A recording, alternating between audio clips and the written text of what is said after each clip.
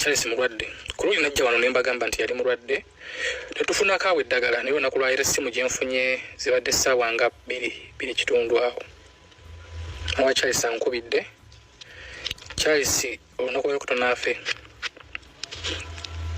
afe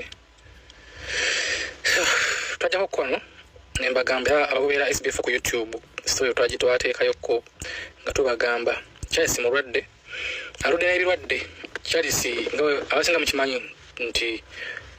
muganda wange Charles aludde n'ebirwadde alusazi zimuluma alina ania kati Charles amaze ne ania ndowooza emyaka yinza okuba nga giringanga mu 15 naye gyebavuddeko awo yamutabukira n'amuluma bubi nnyo alina n'ekirwadde ekirala gye bayita emmeeme y'emabega ti olunaku lwaleero essimu gye nfunye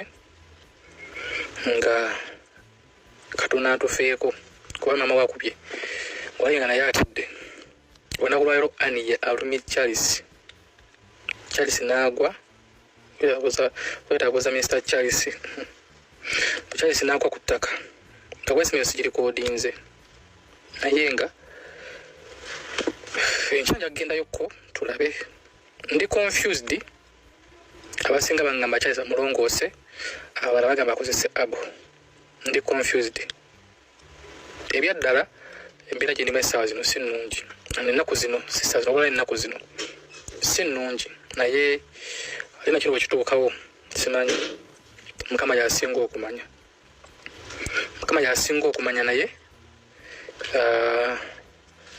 twetaaga kubeera nga tusabira Charles ne tusabira ne SBF Media ekirwadde kya leero tekimuluma abadde life gy'abaddewo tekimulumangako nga leero kimulumye kirwadde abamanyi ania kubona nanga yali akulumyeko ania yaluma Charles so leero abadde amusse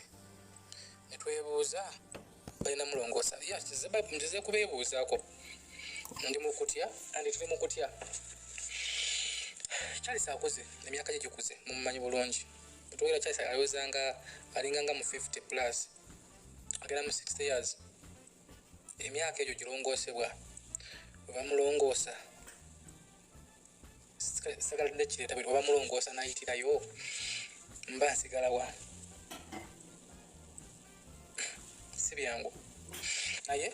twafunako ku ddagala n'alikozesaako ndowooza mugayaavu kuba eddagala ebyaddala so simanyi tugenda kukola tutya Charles tumutwale bamulongoose naye mukutusalirawo anabuuzaani Charles muzeyi Charles mukutusalirawo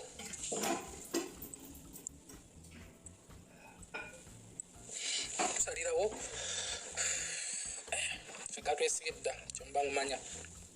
naye nga leero mbu yakedde ekintu kimuluma ekyo kiania nekimuluma nakolakola ku mirimu naye maama waliwo omulimu gyabadde alina okukolaawo